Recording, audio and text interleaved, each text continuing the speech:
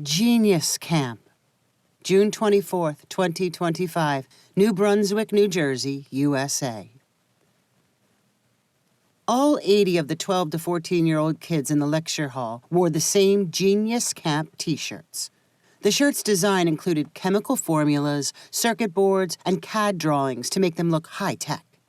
Outside, the entire East Coast was sweating through a heat wave. But the spacious room on the Rutgers University campus was air-conditioned and dimly lit. The director for Genius Camp, Melanie Obispo, relished a few peaceful moments before rising to speak. She knew well that the new arrivals were still feeling uncomfortable and intimidated. In another 2 days, they would adapt and lose their ambitions. Then it would be nearly impossible to demand their attention. Melanie began grandly. Welcome to Genius Camp. You are our country's and our world's hope for the future. When I look at you, I see the next tech billionaires who will change how we live. Genius Camp will be one spark to get you there. The director paused and looked at the faces staring back at her. She supposed everything she said had a ring of truth to it, but it was hard to take seriously when she watched them struggle with simple tasks like keeping their shoes tied and washing their hands after using the bathroom.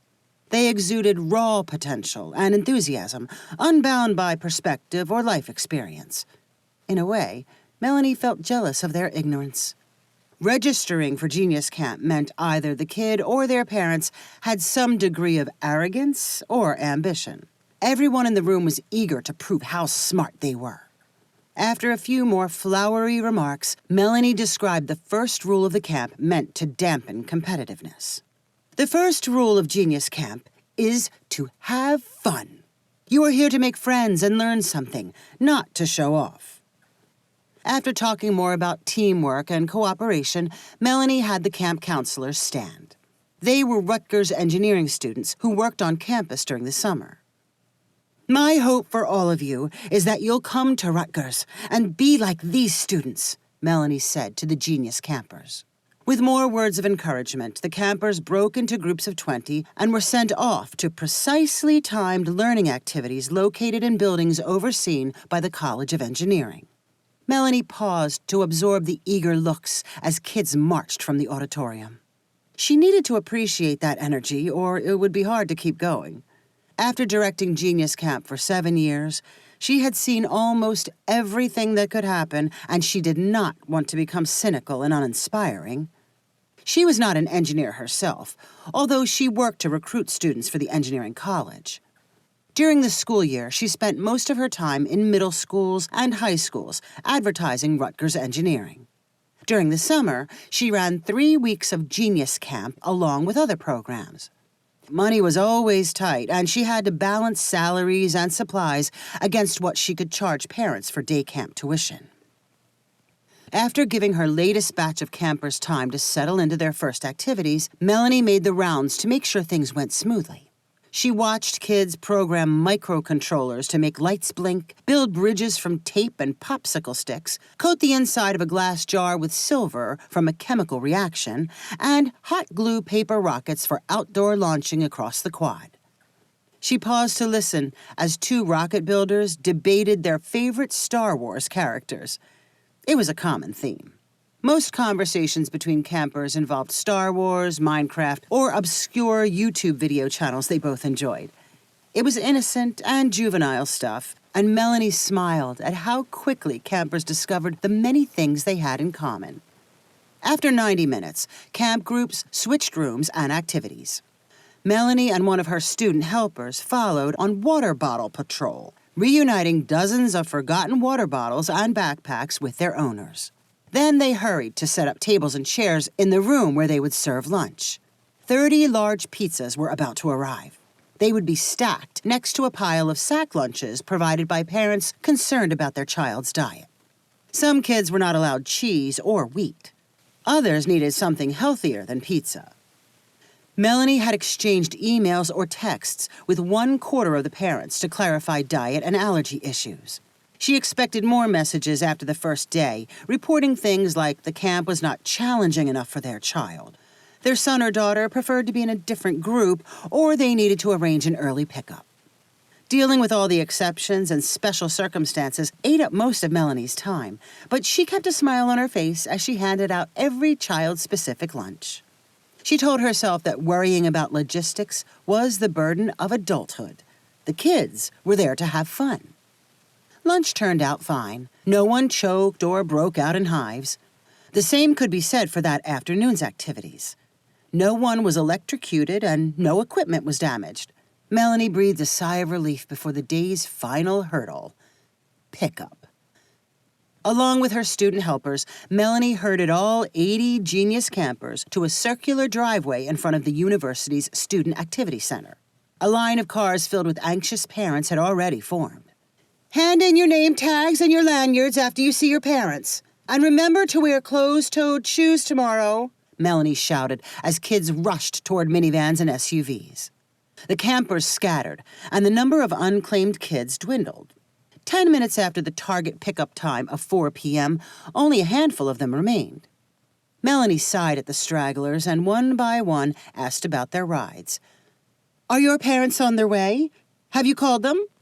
2 of the stragglers, Cyrus, Kim, and Watson Vandenberg, sat next to each other, fidgeting with the paper rockets they built earlier. Cyrus's hair was short, black, and straight, while Watson's was thick, curly, and blonde. Neither boy had spent time that morning on grooming. They were young enough to still be free from acne breakouts. Who's coming to pick you up? Melanie asked. My brother, Cyrus answered. He's picking you both up? Yeah. Have you called and talked with him? I don't have a phone. Melanie turned to Watson. How about you? I don't have a phone either. Well, is your brother reliable? Melanie asked, turning back to Cyrus. Is he going to remember to pick you up?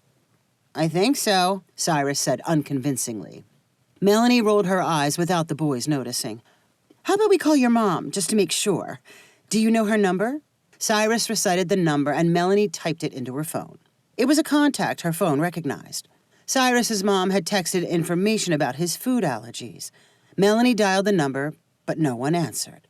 She left a message explaining that Cyrus and his friend were waiting to be picked up. Then she sent a text explaining the same thing. Let's hope she gets that, Melanie said to herself. 15 minutes later, the other stragglers were retrieved, leaving only Cyrus and Watson behind. They did not seem worried and occupied themselves by climbing waist-high cement pillars and then jumping to the ground. Melanie and 4 of her engineering student counselors sat watching, all of them feeling obligated to wait until the boys were safely gone.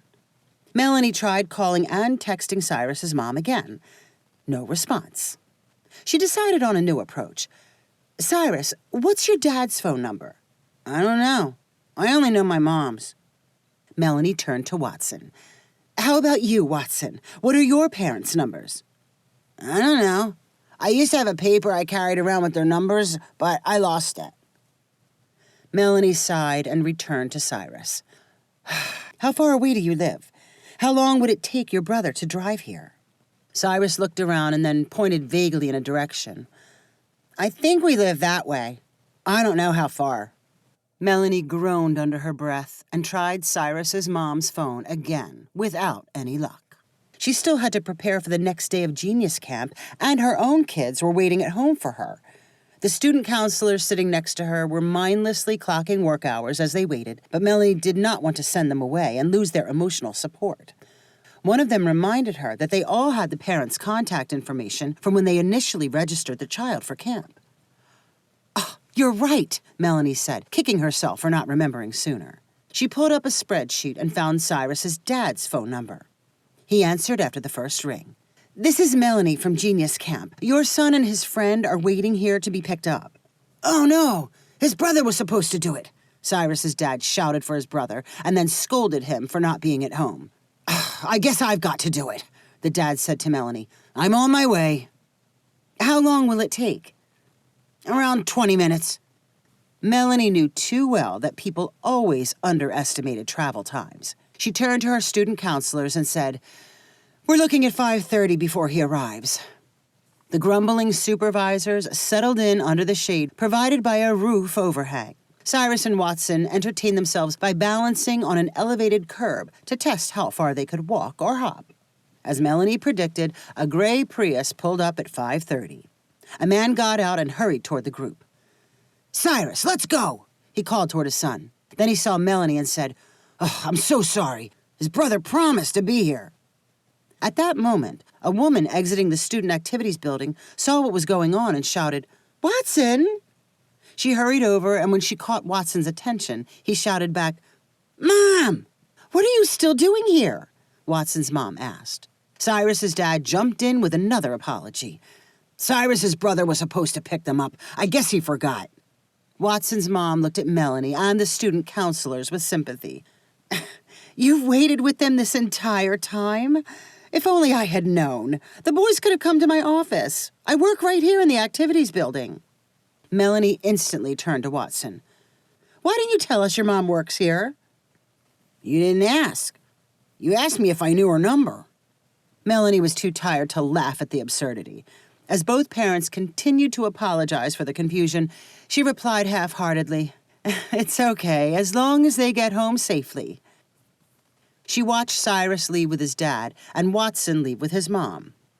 Then she turned to one of her counselors and said, "There go our future tech billionaires. You'll probably be working for them someday."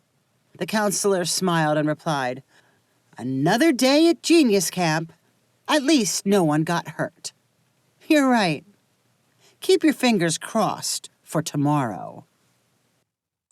If you enjoyed this story, please rank it on the website 500ironicstories.com. Please subscribe on the website to get weekly updates as new stories are posted. And please share with friends using the convenient links available.